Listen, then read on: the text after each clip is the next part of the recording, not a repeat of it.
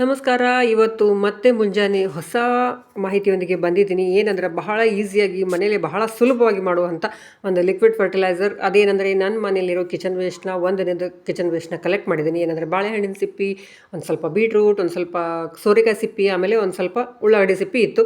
ಅದನ್ನೆಲ್ಲ ಒಂದು ವೇಸ್ಟ್ ಬೌಲಿಗೆ ಹಾಕ್ಕೊಂಡಿದ್ದೀನಿ. ಬಾಳೆಹಣ್ಣಲ್ಲಿ ಪೊಟ್ಯಾಷಿಯಮ್ ಇರುತ್ತೆ, ಬೀಟ್ರೂಟ್ನಲ್ಲಿ ಐರನ್ ಇರುತ್ತೆ. ಹಾಗಾಗಿ ಈರುಳ್ಳಿಯಲ್ಲಂತೂ NPK ಚೆನ್ನಾಗಿರ್ತೈತಿ. ಸೋರೆಕಾಯಲ್ಲಿ ಕೂಡ ಒಳ್ಳೆ ಪೋಷಕಾಂಶಗಳಿರ್ತಾವೆ. ಅವೆಲ್ಲವನ್ನು ಸೇರಿ ನನ್ನ ಈ ಲಿಕ್ವಿಡ್ ಫರ್ಟಿಲೈಸರು ಬಹಳ ಒಳ್ಳೆ ರೀತಿಯಲ್ಲಿ ತಯಾರಾಗುತ್ತೆ. ಅದಕ್ಕೆ ನಾನು ಅಕ್ಕಿ ತೊಳೆದ ನೀರನ್ನು ಸಹಿತ ಒಂದು ಕಡೆ ಕೂಡಿಸಿಟ್ಕೊಂಡಿದ್ದೆ, ಅದನ್ನು ಸಹಿತ ಹಾಕ್ತಾಯಿದ್ದೀನಿ.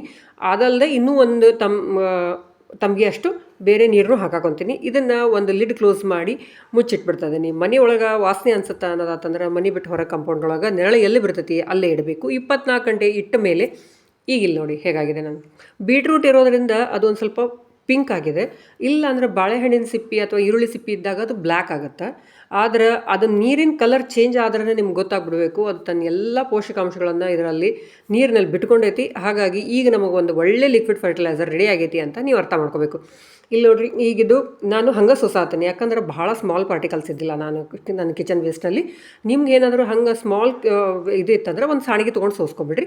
ಹಾಗೆ ಮತ್ತು ಅದನ್ನು ಒಂದು ಸರಿ ಸೋಸಿದ ಮೇಲೆ ಮತ್ತೆ ಇನ್ನೊಂದು ಸ್ವಲ್ಪ ಒಂದು ತಮಗೆ ನೀರು ಹಾಕಿ ಅದು ಇನ್ನೊಂದು ಸರಿ ಸೋಸ್ಕೊತಾ ಇದ್ದೀನಿ. ಯಾಕಂದ್ರೆ ಅದರಲ್ಲಿರೋ ಮತ್ತೇನಾದ್ರು ಸ್ವಲ್ಪ ಲಿಕ್ವಿಡ್ ಅಂಶ ಉಳಿದಿತ್ತಂದ್ರೆ ಅದು ಕೂಡ ನಮ್ಮ ಈ ನೀರಿನಲ್ಲಿ ಸೇರಿಕೊಳ್ಳಿ ಅಂತ ಹೇಳಿ ಈಗ ಮತ್ತೆ ಇನ್ನೊಂದು ಸರಿ ಈ ರೀತಿ ಸಣ್ಣಗೆ ಕೈ ಆಡಿಸಿ ಅದನ್ನು ಅರ್ಧ ಮಗ್ ಸಣ್ಣ ಗಿಡಗಳಿಗೆ, ಫುಲ್ ಭಾಳ ದೊಡ್ಡ ಗಿಡಗಳಿದ್ರೆ 1 ಮಗ್ ಪೂರ್ಣ ನಾನು ಈ ಲಿಕ್ವಿಡ್ ಫರ್ಟಿಲೈಸರ್ನ ಕೊಡ್ತಾಯಿದ್ದೀನಿ.